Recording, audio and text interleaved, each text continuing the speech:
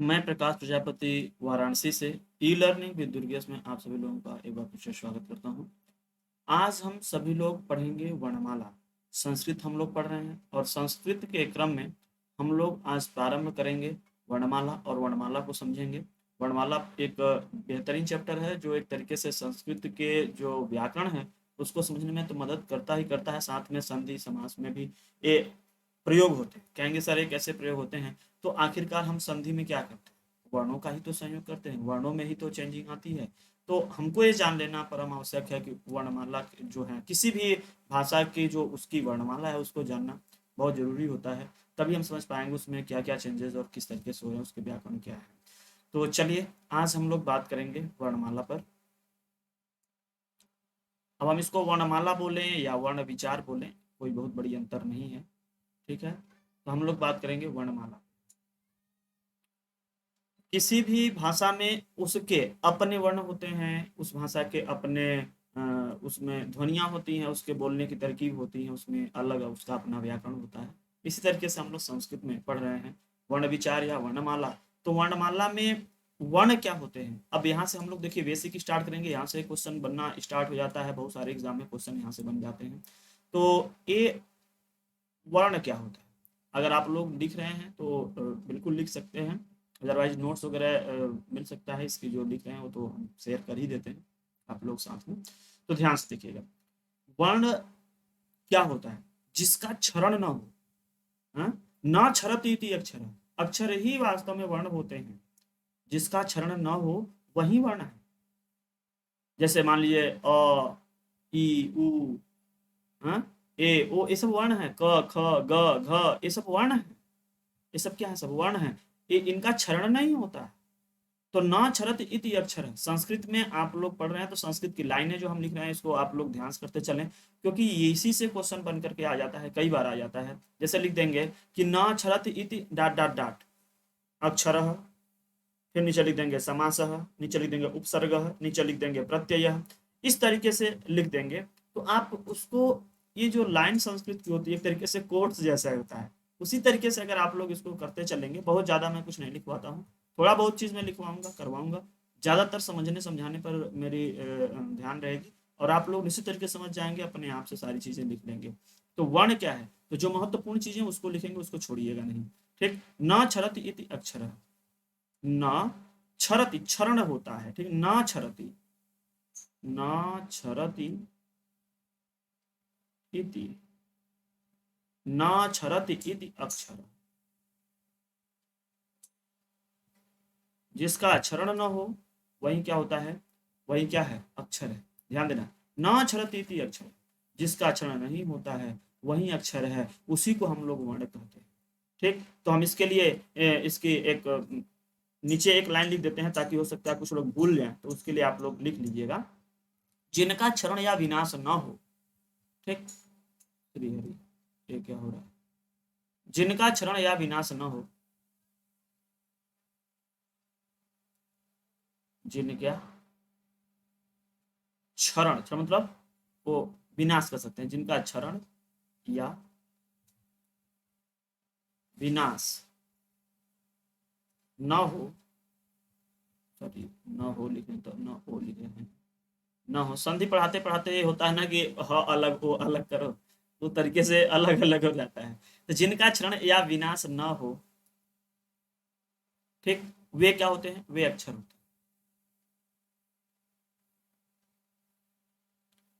वे अक्षर होते हैं। बस इतनी सी लाइन है। इसमें अगर आप लोग उदाहरण के रूप में लिखना चाहें तो कुछ स्वरों को डाल लें, कुछ व्यंजनों को डाल लें। ठीक है, कुछ स्वरों को डाल लीजिए, कुछ व्यंजनों को डाल लीजिए, अगर आपको करना है तो। ठीक है, जैसे जैसे अगर हम यहाँ बात करें तो कुछ स्वरों को लिख लीजिए, अ, ई, उ, री, ठीक है, री, ए, ओ, इस तरीके से। कुछ व्यंजनों को भी डाल लीजिए, क, ख, हाँ, क, ख, ग, इस तरीके से अलग अलग। ठीक है, क, ख, ग, अब सब में यहाँ तो कम अलग, सबको अलग वैसे भी है, ये सब इसी तरीके के। ठीक है, ये जितने भी व्यंजन हैं जितने भी स्वर हैं ये सब के सब क्या है, एक टाइप के वर्ण ही तो हैं। ये वर्ण है, क्या है, वर्ण है।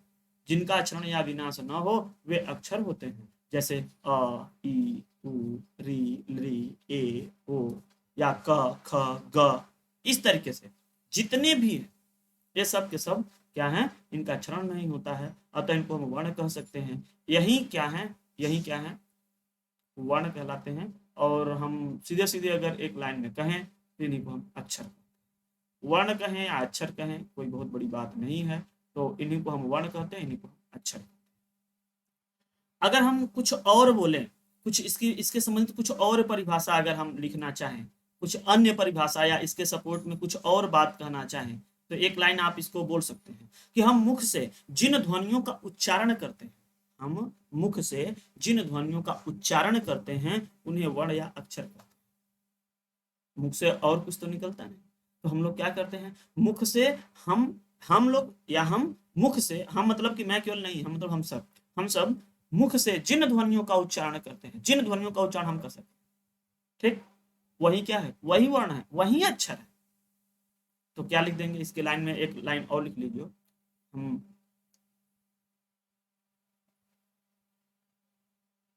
मुख से जिन ध्वनियों का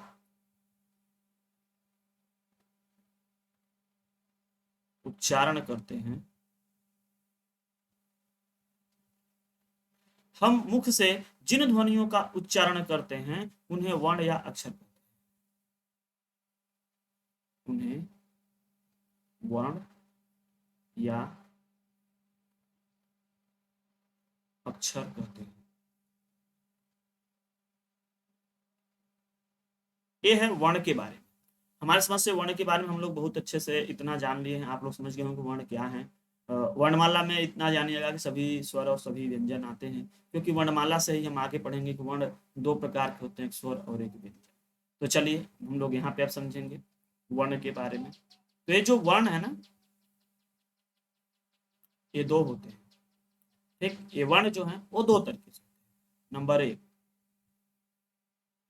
स्वर, नंबर दो व्यंजन। अगर आप लोग नोट्स बना रहे हैं तो जैसे हम लिख रहे हैं बोर्ड पे ना, उसी तरीके से आप लोग लिखते जाइएगा, उसमें कुछ इधर उधर करने की कोई जरूरत नहीं। अब अभी हम आगे चर्चा करेंगे, इन्हीं सब पे चर्चा करेंगे कि स्वर कितने हैं, व्यंजन कितने हैं, स्वर किस प्रत्याहार में आता है। हालांकि प्रत्याहार अभी हम लोग जब महाशय सूत्र पढ़ेंगे उसके बाद प्रत्याहार बनाएंगे, तब बिल्कुल वहां फिर से एक बार उसको हम मिला के बता देंगे, उसका नाम हालांकि हम यहाँ पे पढ़ाते चलेंगे। एक्चुअल में वर्णमाला, माहेश्वर सूत्र और प्रत्याहार, और उसके बाद में उच्चारण स्थान, आप इसके बाद जो ही पढ़ने लगते हैं। तो ये सब एक दूसरे से देखेंगे ना, जैसे लगेगा कि जब तक ये पूरी बात न खत्म हो जाए तब तक पूरा अंदर की प्यास मिटती नहीं है। जो आप लोग पढ़ रहे हैं सोचे कि हर चीज के बारे में ये चीज जान ले, ये चीज जान ले, तो थोड़ा सा पेशेंस रखना पड़ेगा। ये तीन चार चीजें फिनिश होते होते आपको वर्णमाला अच्छे से बिल्कुल बेहतरीन तरीके से आ जाएगा। जो भी कोई भ्रांति होगी वो निश्चित तरीके से वो सारी भ्रांति हट जाएगी। ठीक है, एक सेकंड, थोड़ा सा प्रॉब्लम आ रही है तो देखें क्यों आ रही है। ये लाइट कट रही है।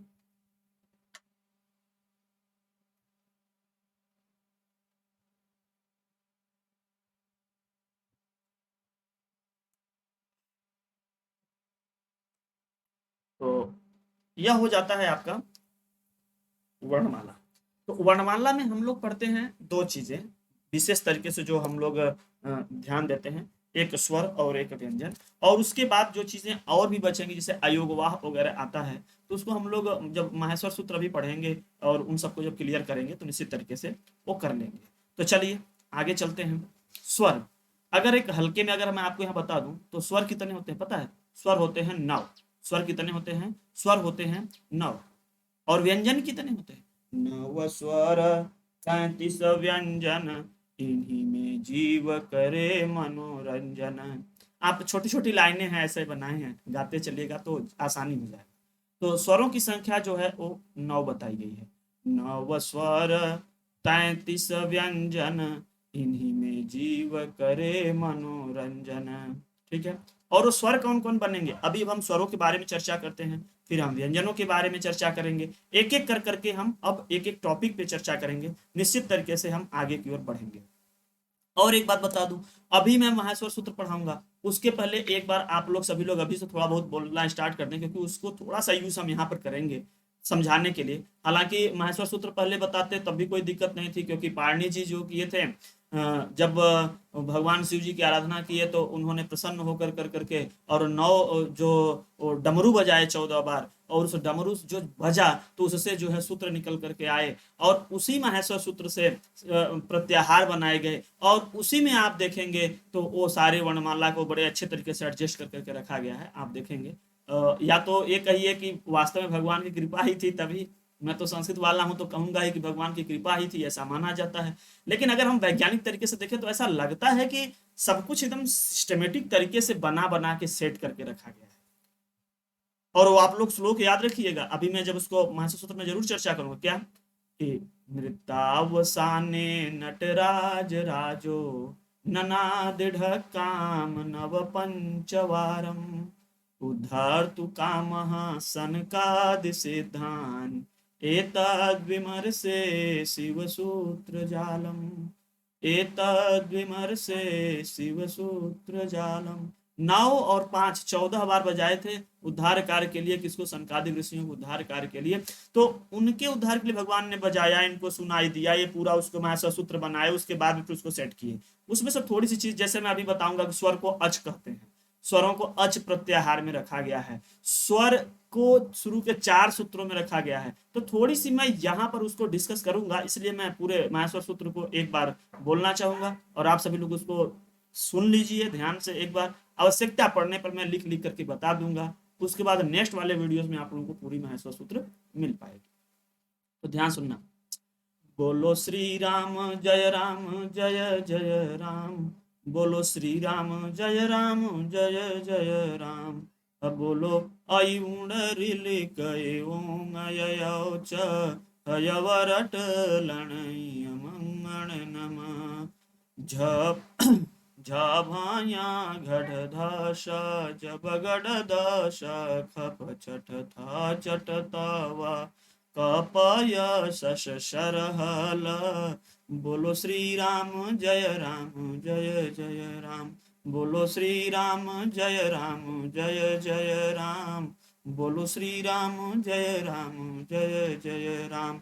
बोलो आई उड़रिल कय ओंग अयौ च हयवरट लणय मंगण नम झाभाया घट धासा जब गढ़ दासा खप छठ था चटतावा कापाया सस सरहाला। बोलो श्री राम जय जय राम।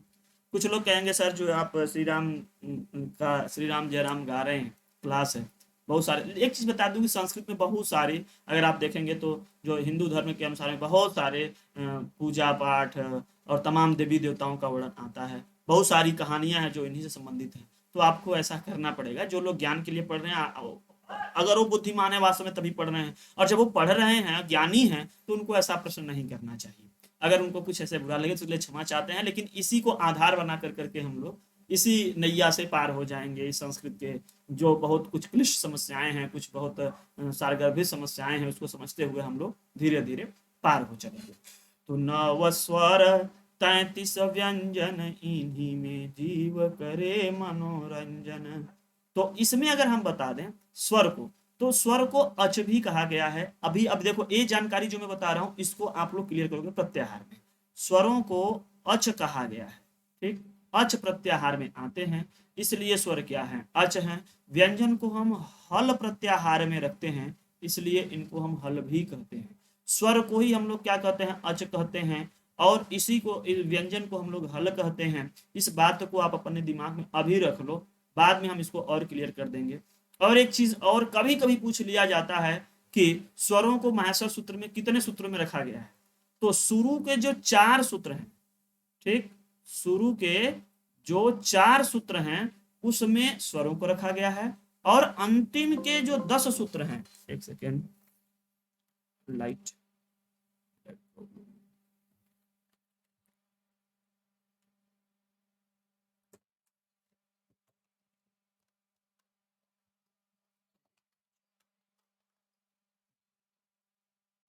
तो अंतिम के जो 10 सूत्र है ना, अंतिम के 10 सूत्र,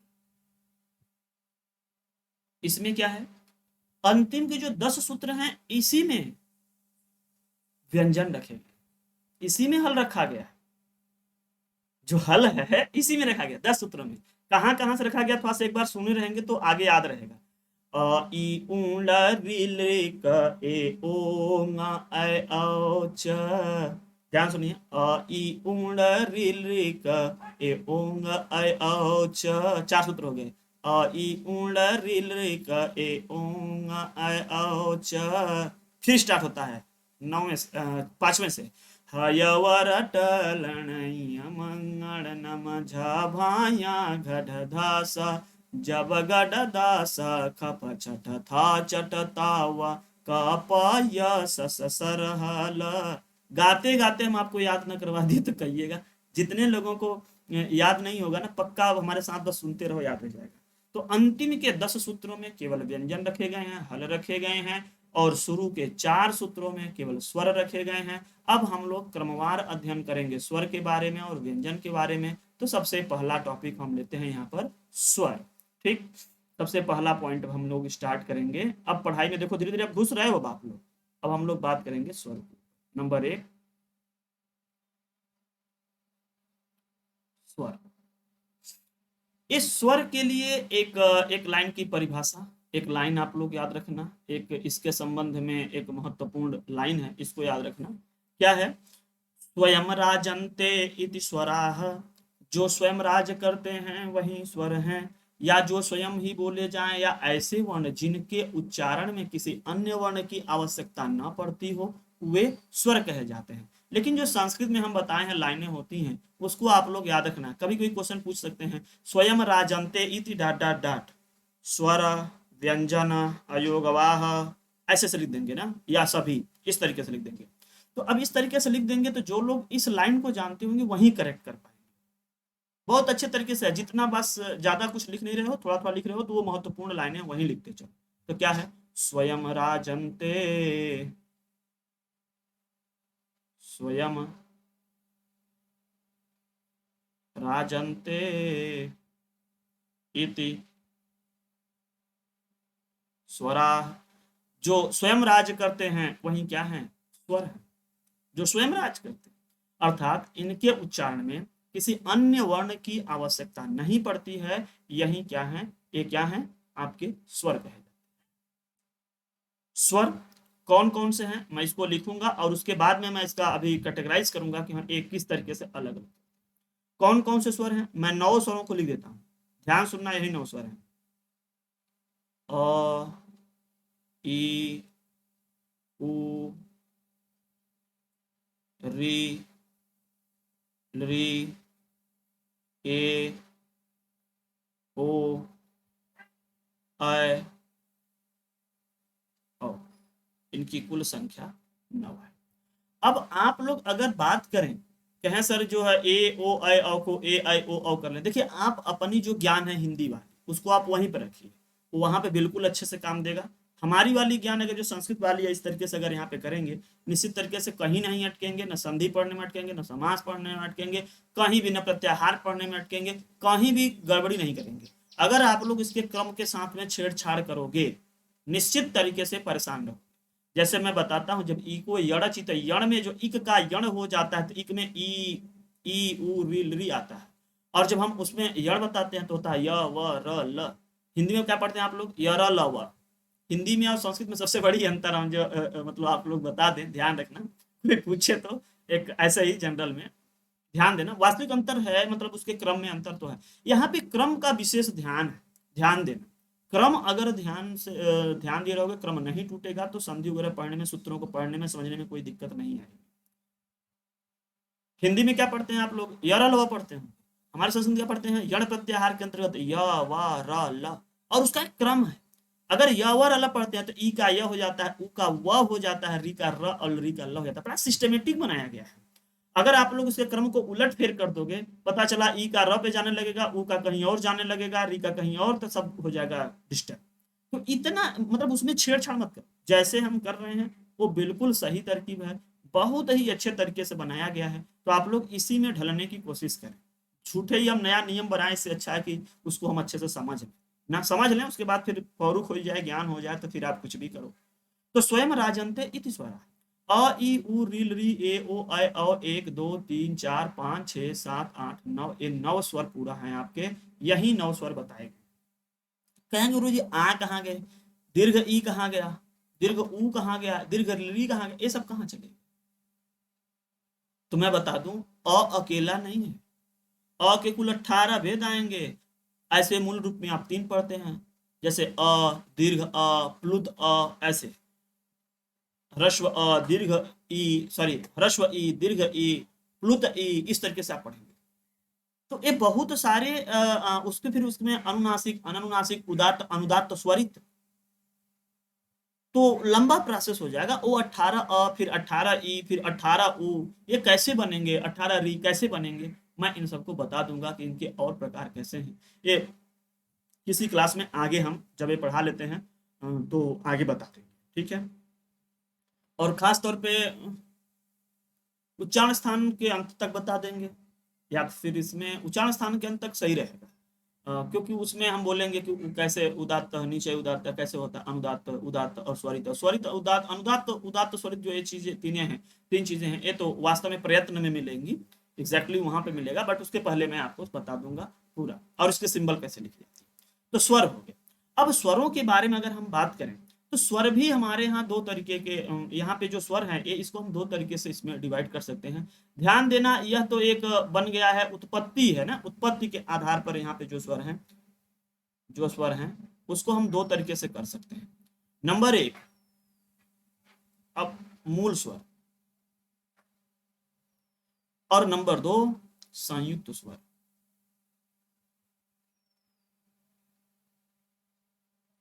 अब ये चीज आप समझ लोगे तो देखो, वैसे अगर सामान्यतः पूछा जाए कि स्वर कितने प्रकार के हैं, स्वर के कितने भेद हैं, तो स्वर के 3 भेद हैं।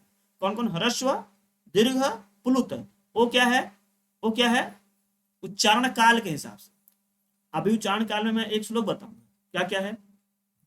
एकमात्रो भवेत ह्रस्वो, द्विमात्रो दीर्घ उच्यते, और त्रिमात्रास्तु प्लुतो ज्ञेयो, व्यंजनम चार्धमात्रिकम, व्यंजनम चार्धमात्रिकम। एक मात्रा काल वाले को ह्रस्व कहेंगे, द्विमात्रा काल वाले को दीर्घ कहेंगे, 3 मात्रा काल वाले को प्लुत कहेंगे। हाँ, व्यंजन की आधी मात्रा होती है, तो वो उच्चारण काल के हिसाब से वहां पर ह्रस्व, दीर्घ, प्लुत बताया गया।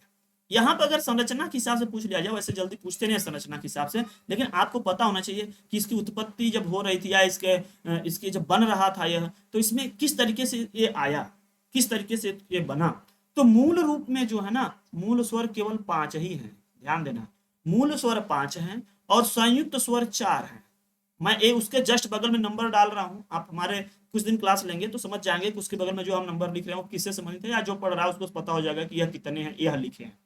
कौन कौन से हैं ये भी जानकारी हो जाना चाहिए। तो ध्यान देना, ये जो 5 होते हैं, शुरू के यही, यहाँ से यहाँ तक 5 वर्ण, शुरू से जो 5 यहाँ स्वर हैं, यही क्या है, मूल है। इनको माहेश्वर सूत्र में शुरू के 2 सूत्रों में रखा गया है। अ ई, देखो नंबर 1 सूत्र में है अ ई उड़ा, तो अ ई उ तक आ जाएंगे, फिर रिलरी का, तो रिल री आ जाएंगे। अंतिम वर्ण जो बोलते हैं आयु ड़ा की, और जो लास्ट में बोले हैं रिलरी का क की, इनकी हलंत्यम सिद्ध संज्ञा होकर के तस्य लोपा सुलोप जाता है, मतलब वो किसी काम के नहीं रह जाते हैं। जो वर्ण बचता है माहेश्वर सूत्र में क्लियर हो जाएगा, और वहां पे हम एक बार इसको लास्ट में बस आपका दृष्टि इधर जरूर डाल देंगे। तो मूल स्वर में ये शुरू के जो 5 वर्ण हैं, जो शुरू के जो 5 स्वर हैं, यही मूल स्वर। कौन कौन है? अ, ई, उ, री, ली। ये जो 5 है ना, यही है जो पांचों ये मूल है। ये ये स्वतः मतलब एकदम बिल्कुल फ्रेश फ्रेश है, और इन्हीं सबसे मिल करके संयुक्त बने। ये संयुक्त स्वर कैसे बने हैं, कौन कौन बने हैं, ये अंतिम के जो 4 है ना, ये संयुक्त कहे जाते हैं। कौन कौन है, इसको इसी क्रम में लिखें। ए, ओ, आई, ओ। आप कहेंगे गुरुजी ये जो ए ओ आई औ बना है तो कैसे बना है, आप बोल रहे हैं संयुक्त बना है, तो किस तरीके से संयोग हुआ है। तो चलिए हम लोग नीचे समझ लेते हैं कि इनका संयोग कैसे हुआ है, किस किस तरीके से इनका संयोग कार्य हुआ कि यह बेचारे ऐसे रूप में आ गए। तो सबसे पहली बात ध्यान देना कि जब हम अ में ई जोड़ेंगे तो ए बनेगा, और जब हम एक अ और जोड़ दें इस जो मिला है उसमें, तो यह अय हो जाए। ठीक है, और उसके बाद में अगर हम ओ की बात करें तो जब हम अ में ऊ को जोड़ेंगे तो क्या हो जाएगा, ओ हो जाएगा। और अगर हम इसमें फिर जो बना है वो उसको ला देंगे तो क्या हो जाएगा, अ हो जाएगा। तो यह दो दो से मिलकर के बने, दो दो से मिल कर करके बने, इसलिए इस तरीके से बनते चले हैं। क्रम में अगर आप करना चाहें, पहले अ धन ई को ए कर लीजिए, फिर अ धन उ को ओ कर लीजिए, फिर अ में फिर से ए को जब आप मिला देंगे तो अय हो जाएगा। और ए मैं तो इसलिए ऐसा लिख दिया कि ए के बाद में आपको अय बनाना आसान हो जाएगा, एक अ और जोड़ देंगे इस तरीके से। तो यह आप संयुक्त हैं, इस तरीके से यह ए ओ अय औ बना है। ये चार जो बने हैं ये चारों इस तरीके से। हमारे समझ से आप लोगों को समझने में कोई दिक्कत नहीं हो रही होगी, अगर आप लोग ध्यानपूर्वक समझ रहे होंगे तो कोई भी चीज़ ऐसा नहीं है जो इसमें से मैं कठिन लिखा हूँ या फिर न समझ में आने वाला। तो हम उम्मीद करते हैं कि आप लोगों को ये चीज़ें समझ में आ गई होंगी। आगे चलते हैं हम लोग। ये देखो स्वर था, तो आप लोग यहाँ पे याद रखें मूल स्वर 5 हैं, संयुक्त स्वर 4 हैं। शुरू के 2 सूत्रों में, माने जो माहेश्वर सूत्र होता है, माहेश्वर सूत्र अगर हम यहाँ पे केवल स्वरों के लिए अगर हम लिख देना चाहें तो यहाँ पे साइड में हम लिख देते हैं। ध्यान देना, माहेश्वर सूत्र यह है, 4 सूत्रों को हम लिख रहे हैं ना, अ ई उ ड़ री री क ए ओ ङ और अ औ च। ये वास्तव में लिखा ऐसे एक में रहता है, मैं अलग अलग दिया ताकि आप लोगों को स्पष्ट एक एक वर्ण का परिचय यहाँ से हम करवा सकें। ध्यान देना, जो अंतिम हलंत वर्ण है इसकी हलंत्यम सूत्र से इत संज्ञा हो जाएगी, मतलब कचड़ा घोषित हो जाएगा, तस्य लोप से इसकी लोप हो जाएगी। ठीक है, ये कट गए, ये भी क्या हो गया, कट गए, ये भी कट गए और ये भी कट गए। कौन कौन से वर्ण बचे हैं, अ ई उ री री, ये दो अगर मिला देते हैं, आई थिंक दिख रहा है कि नहीं पहले हमको, हाँ मिल दिख रहा है, तो इसमें दिखना चाहिए। तो अ ई उ री री, ये जो हैं इतने 5 वर्ण हैं, इनको हम लोग कह दिए मूल हैं। क्या है, मूल स्वर। और इसमें देखो ए ओ अ, ये जो 2 और 2 4 बचे हैं, यही क्या है, संयुक्त है। यही क्या है, संयुक्त है। ये है मूल और नीचे है संयुक्त। तो आप लोग इसी के लिए जो मैं 4 सूत्र बार बार बोल रहा था, यही 4 सूत्र है कि बोलो श्री राम जय जय राम, बोलो श्री राम जय जय राम, बोलो आई उण रिल क ए ऊंग अयो छ, आई उण रिल क ए ऊंग अयो छ। सोचो इतने में ही मैं 4 सूत्रों को बोल दिया। फिर उसके बाद क्या है, हयवरट लणैय मंगण नमझ भाया गढ़ धासा, जब गढ़ दासा खप छठ था चटता वा, कपाय सस सरहला, बोलो श्री राम जय जय राम। तो इस शुरू के 2 सूत्रों में मैं मूल स्वर और उसके बाद 2 सूत्रों में मैं संयुक्त स्वर, अर्थात शुरू के 4 सूत्रों में मैं केवल और केवल स्वरों को गिनाया। हमारे समझ से आप लोगों को समझने में इसको कोई दिक्कत नहीं हुई होगी। अब हम लोग आगे चलेंगे, आगे अब हम लोग चलेंगे और देखेंगे ठीक कि एक सूत्र है, उकालो अझस्वर दीर्घ प्लुतः। इस सूत्र से क्या हो जाता है, एक उसे सूत्र तो नहीं पूछा गया है, तो सूत्र के बारे में हम यहाँ पर न लिख करके सीधे जो लिखा गया है उस पर चलें कि उस सूत्र से क्या होता है कि जितने भी स्वर हैं वे सब किसमें हो जाते हैं, वो जो स्वर हैं वो ह्रस्व दीर्घ और प्लुत हो जाते हैं। क्या है, उकालो अजस्रस्व दीर्घ प्लुतः। स्व जो ह्रस्व जो अजस्व बोल रहे हैं ना स्वर, अ अज अ च का जो होता है वो संधि के बाद में अजब हो जाता है, तृतीय वर्ण में गया है। तो अज फिर ह्रस्व फिर दीर्घ प्लुत, ठीक, उकालो। तो इस सूत्र से क्या हो जाता है आपका, ह्रस्व दीर्घ और प्लुत हो जाएगा। लिख ही देते हैं कि ताकि इस सूत्र से आप लोगों को क्लियर रहे ना, नहीं तो आप लोग खोजेंगे कौन सा सूत्र गुरुजी बोल रहे थे। उक्वालो, अज, अच जो था ना वही अज हो गया, अज, ह्रस्व, यहाँ पे ऐसा स्व, ह्रस्व, फिर दीर्घ, फिर प्लुतः, यह यहाँ देखो, ह्रस्व दीर्घ प्लुतः, यह है। इसको पाणिनि जी जो लिखे हैं वो लिखे हैं अपने अष्टाध्यायी में, पहले अध्याय के दूसरे पाद का 27वां यह सूत्र है। ठीक, इस सूत्र से ये जो स्वर हैं वो तीन तीन भेद बताए गए स्वरों को इस सूत्र के अनुसार। ये सूत्र ही है, सूत्र में ही पूरा, इसी सूत्र के अनुसार, इसी के फलस्वरूप वो वाली लाइन नीचे आती है। क्या आता है, एक मात्रो भवेत ह्रस्व द्विमात्रो दीर्घ उच्यते त्रिमात्रो, इस तरीके से। तो एक मात्रिक, द्विमात्रिक और त्रिमात्रिक स्वरों की, एक मात्रिक, द्विमात्रिक और तीन मात्रिक स्वरों को क्रमशः ह्रस्व दीर्घ प्लुत बताया गया इस सूत्र से। इसका अर्थ यहाँ पे लिख लें कि एक मात्रिक, इसी सूत्र से एक मात्रिक,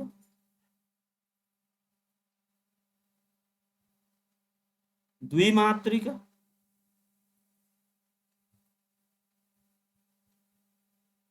द्विमात्रिक तथा त्रिमात्रिक,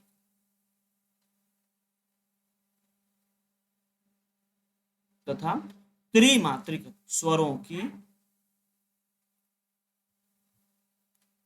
की कौन कौन संज्ञा होगी, क्रम से। ध्यान देना, क्रम से माने क्रमशः। कौन सी संज्ञा होगी, एक मात्रिक को ह्रस्व बोलते हैं, उसके बाद क्या होगी, द्विमात्रिक को दीर्घ बोलेंगे, और त्रिमात्रिक की प्लुत। ठीक, क्रम एक मात्रिक, द्विमात्रिक, त्रिमात्रिक स्वरों की क्रमशः ह्रस्व दीर्घ और प्लुत संज्ञा। यहाँ पे और लगा ले तो ज्यादा सही रहे, बढ़िया से, या तथा लगा था ऊपर भी सही रहेगा। एक मात्रिक, द्विमात्रिक तथा त्रिमात्रिक स्वरों की क्रमशः ह्रस्व दीर्घ तथा प्लुत संज्ञा होती है। ठीक, जो एक मात्रिक वर्ण होते हैं उनको हम ह्रस्व बोलेंगे, जो द्विमात्रिक होते हैं उनको दीर्घ बोलेंगे, जो त्रिमात्रिक होते हैं उनको हम प्लुत बोलेंगे। तो स्वरों के भेद में अगर हम देखें, यहाँ पर जो स्वरों का भेद हुआ है उसके फलस्वरूप एक बात निकल करके यहाँ से आती है। क्या निकल करके आता है, यहाँ पे लिखेंगे हम स्वरों के भेद।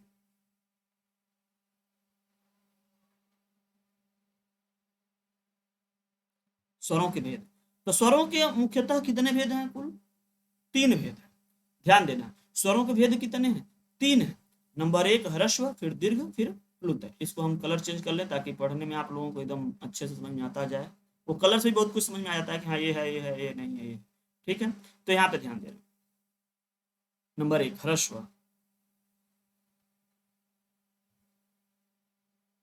ह्रस्व स्वर। उसके बाद हम नीचे लिखेंगे यहाँ पर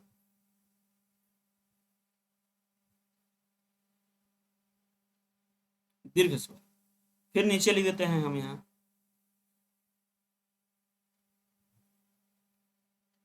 प्लुत स्वर। अब इसको एक एक कर करके हम क्लियर कर लेंगे इसमें क्या क्या है। तो ह्रस्व स्वर में ध्यान देना, यहाँ पर कौन कौन से वर्ण यहाँ पे रखे गए हैं ह्रस्व स्वर में। तो एक बना है, एक है तो आपका पहला अ, फिर ई, उ, री, लरी। ये जो 5 वर्ण हैं, ये जो 5 वर्ण है ना, ये ह्रस्व है, और इन्हीं से कुछ बने दीर्घ। तो कौन कौन दीर्घ है इसको भी लिख लेते हैं, ध्यान समझना आप। अब यहां से समझ में, ये क्वेश्चन इससे आएगा, पक्का आएगा। अ का दीर्घ आ, इसका दीर्घ ई, इस वाले का दीर्घ उ, री का दीर्घ, इसको ध्यान से देखना, यहाँ पर 2 बार होता है। ठीक, दीर्घ री। लरी का दीर्घ नहीं होता है। अब इसको आप लोग अलग से इसको समझ लेना कि लरी का दीर्घ नहीं होता है, इसको भी हम छोड़ के ऊपर लिख देंगे। लरी का केवल और केवल ह्रस्व होता है। यही क्वेश्चन आता है किसका दीर्घ नहीं होता है, तो लरी का दीर्घ नहीं होता है, ध्यान देना। इसके बाद 4 वर्ण अलग से रखे गए थे जो संयुक्त वाले थे, वो केवल और केवल दीर्घ में होते हैं, उनका ह्रस्व नहीं होता। कौन कौन है वो? ए, ओ, ऐ, औ। ये जो 4 वर्ण लास्ट में रखे गए हैं, इन ये केवल दीर्घ में आते हैं, ये ह्रस्व नहीं होते हैं। ये ध्यान देना, ये चारों अभी हम इसको अलग नीचे कर देते हैं, अंडरलाइन कर देते हैं अलग कलर से, और उसको बता देते हैं कि वो किसमें है। और प्लुत में क्या है? प्लुत, प्लुत आप बनाओ ना, आराम से बनाओ, 3 मात्रा काल समय लगता है इसमें, प्लुत हो जाता है। इसका सिंबल इसे 3 से लिख करके दिखाते हैं, जैसे ओम, जैसे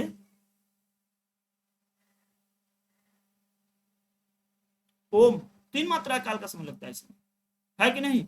और इसमें अगर हम बात करें कि इसमें वर्ण के बारे में बात करें थोड़ा, यहाँ पर इसको तो सीधे लिख दिए ऐसे, यहाँ पर अ में भी लगा सकते हैं, ठीक है, ई में भी लगा सकते हैं, उ में भी लगा सकते हैं, किसी के साथ भी इसमें से यूज कर सकते हैं, जैसे अ, फिर इस तरीके से ये 3 लिखा होगा उसके साथ, ई, इस तरीके से लिखा होगा, उ, इसी तरीके से आप मतलब बना लेना, ए, ना, ओ के आगे लिख देंगे, ओ थोड़ा देर तक बोलेंगे, ओ इस तरीके से, ए इस तरीके से।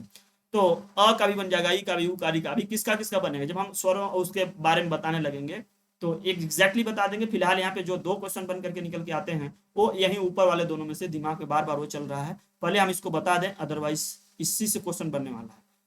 ये जो वर्ण है, यह वर्ण, इसका केवल दीर्घ नहीं होता।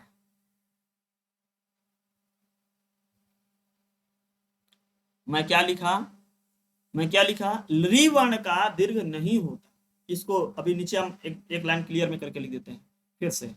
और जो यहाँ पर यह वर्ण है 4, इसके इसके ह्रस्व नहीं, ठीक, इन सबके क्या होते हैं, ये चारों के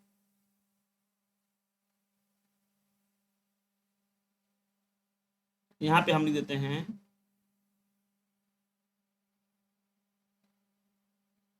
इसके ह्रस्व नहीं होते। वैसे हम क्लियर साफ साफ लिख ही दिए हैं, उसमें कोई दिक्कत नहीं है। ली का दीर्घ नहीं होता, ए ओ औ का ह्रस्व। इसके संदर्भ में कि आप कैसे ये ह्रस्व दीर्घ प्लुत के संदर्भ में जो अभी मैं श्लोक बोला था, आप लोग सोचेंगे कि गुरुजी श्लोक नहीं हम लोगों को लिखवाए, तो श्लोक चलिए अब हम लोग लिख लेते हैं कि श्लोक कौन सी है, किस श्लोक के अंतर्गत में हम लोग ह्रस्व दीर्घ और प्लुत को इस तरीके से पढ़ते हैं, ठीक है, हम लोग किस तरीके से उसको पढ़ते हैं। तो इसके लिए है, एकमात्रो भवेत ह्रस्वो द्विमात्रो दीर्घ उच्यते त्रिमात्रास्तु प्लुतो ज्ञेयो व्यंजनम चार्धमात्रिकम, व्यंजनम चार्धमात्रिकम। अच्छा, जो यहाँ पे ओम अभी हम बता रहे थे, जैसे यहाँ पे उदाहरण के तौर पे अगर हम लिख दें ओम, यह जो प्लुत होता है ना, यह त्रैमात्रिक स्वर है। यहाँ ओ इस समय जो है, ओ इस समय जो ओम है, यह यहाँ पर त्रिमात्रिक स्वर से बना है, त्रिमात्रिक है, जिसका प्रयोग प्रायः केवल वेदों में मिलता है, नॉर्मल नहीं दिखाई देता है। यहाँ पर जो ओ है वह क्या है? प्लुत है। ध्यान देना, यहाँ पर जो है ओ, यह क्या है? यहाँ पर यह प्लुत है। इसका प्रयोग प्रायः वेदों में ही मिलता है।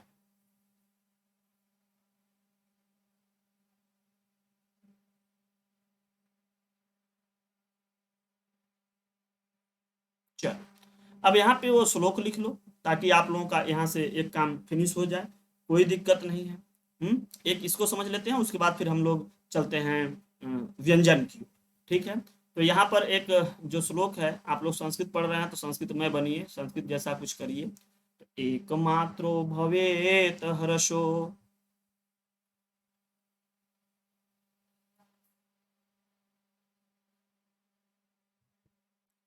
एकमात्रो भवे, एक एक हिंदी को इसको, एकमात्रो भवेत हर्षो, भवेत हर्षो, दीर्घ यहाँ पे काम वगैरह नहीं लगता है, यह चीज आप ध्यान देना। द्विमात्रो दीर्घ उच्यते,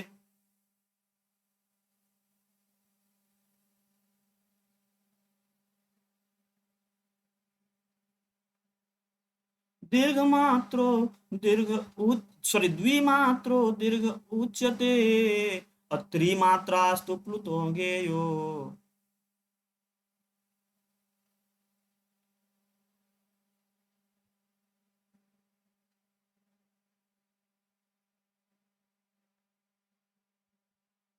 त्रिमात्रास्तु प्लुतो गेयो व्यंजनम चार्धमात्रिकम।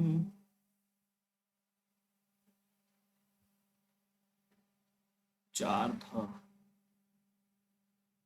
व्यंजनम चार्ध, वैसे द के साथ में लिखा रहे तो ज्यादा सही है।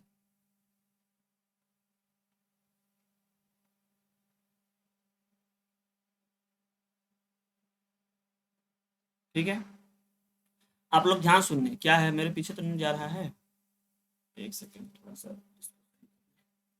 एकमात्रो भवेत् हर्षो द्विमात्रो दीर्घ उच्यते और त्रिमात्रास्तु प्लुतो गेयो व्यंजनम चार्धमात्रिकम। व्यंजनम चार्धमात्रिकम। व्यंजनम चार्धमात्रिकम। याद करिए, इसको याद जरूर कर लेना। ठीक है, याद नहीं करोगे तो नारायण हो जाओगे, फिर छूट जाएगा, छोड़ना कुछ भी नहीं है। एकमात्रो भवेत् हर्षो द्विमात्रो दीर्घ उच्यते और त्रिमात्रास्तु प्लुतो गेयो व्यंजनम चार्धमात्रिकम। अर्थात हर्षव की एक मात्रा होती है, ध्यान देना। एक मात्रा काल में जो अगर बोले जाते हैं जो वर्ण, वे कौन से हैं? वे हर्षव हैं। एक मात्रा काल में, ध्यान सुनना, एक मात्रो भवेत् हर्षो द्विमात्रो दीर्घ उच्यते। जिन वर्णों का उच्चारण काल द्विमात्रा काल का समय लगता है, जिनके उच्चारण में द्विमात्रा काल का समय लगता है, वे दीर्घ होते हैं। और जिनके उच्चारण में तीन मात्रा काल का समय लगता है, उसको आप प्लुत जानो। और व्यंजन की आधी मात्रा होती है, इस बात को ध्यान देना। व्यंजन वर्णों की आधी मात्रा होती है। तो एक मात्रो भवेत् हर्षो द्विमात्रो दीर्घ उच्यते और त्रिमात्रास्तु प्लुतो गेयो व्यंजनम चार्धमात्रिकम। व्यंजनम चार्धमात्रिकम। अच्छा, मात्रा काल से कहते हैं, एक मात्रा काल का समय जोड़ता है, मात्रा काल इसको कहा जाता है।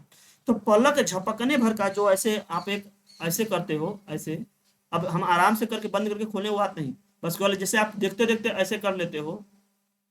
ठीक है, जो झपकता है पलक, ये वाली पलक, इसको झपकने भर में जितना समय लगता है, वही क्या होता है? एक मात्रा काल। वही क्या होता है? एक मात्रा काल होता है। तो इसको आप सभी लोग याद रखें, इसी से आपका काम बन जाएगा। और इस तरीके से आप लोग यहाँ पर स्वर को समझ पाए। तो स्वर के लिए जो एक समरी वाला आप कह सकते हैं, एक छोटे में अगर हम बताएं तो समरी, अगर एक टाइप से अगर कोई देखना चाहे तो फाइनल में पूरा क्या क्या मैंने देखा। स्वयं राजन्ते तीसरा, जो स्वयं राज करते हैं, जिनके उच्चारण में किसी अन्य वर्णों की आवश्यकता नहीं पड़ती है, वे क्या कहे जाते हैं? स्वर कहे जाते हैं। इनकी संख्या 9 है। इनको हम लोग अच प्रत्याहार में रखे हैं। और यह जो अच प्रत्याहार में है, पूरे पूरे स्वर हैं, यह अच प्रत्याहार शुरू के कुल 4 सूत्रों को मिला करके बनाया गया है। अर्थात माहेश्वर सूत्र का कुल 4 सूत्र लगा है, तो अच बना है। कौन कौन लगा है? अ ई उड़, फिर रिल रि क, फिर ए ओंग, फिर आई औच। ये 4 सूत्रों से बने हैं। यह स्वर अगर हम इस तरीके से देखें, उत्पत्ति कैसे हुई, तो उसके तरीके से यह 2 प्रकार के मिल जाते हैं स्वर। यह 2 तरीके से मिल जाते हैं। नंबर 1 जो मिलता है वह मूल स्वर मिलता है, और दूसरा मिल जाता है आपका संयुक्त स्वर। मूल स्वरों की संख्या 5 है, संयुक्त स्वरों की संख्या कितनी है? कुल 4 है। इसमें कौन कौन से वर्ण आते हैं? अ ई उ रील री, और यहाँ पे आते हैं ए ओ ऐ औ। तो यह आपका हो जाता है मूल स्वर, संयुक्त स्वर। अगर इसके हम भेद के ऊपर अलग से बात करते हैं मात्रा काल के हिसाब से, तो इसमें क्या हो जाता है? एक आता है आपका ह्रस्व, दूसरा आता है आपका दीर्घ, तीसरा आता है आपका प्लुत। ह्रस्व क्या होते हैं? जिनके उच्चारण काल में एक मात्रा काल का समय होता है वह ह्रस्व, जिसके उच्चारण में द्विमात्रा काल समय होता है वह दीर्घ, और जिनके उच्चारण में 3 मात्रा काल का समय लगता है वह क्या होते हैं? प्लुत होते हैं।